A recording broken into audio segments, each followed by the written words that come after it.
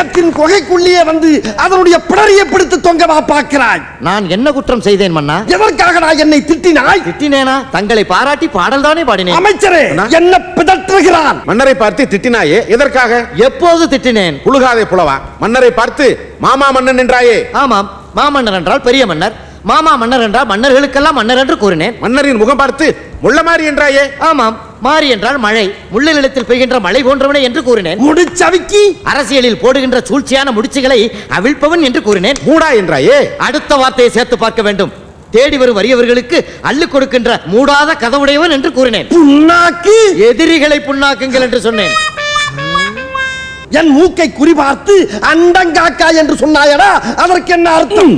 அண்டம் என்றால் உலகம், காக்கை என்றால் காப்பாற்றுவது, உலகத்தை காப்பாற்றுபவன் என்று கூறினேன். அப்படியா அர்த்தம்?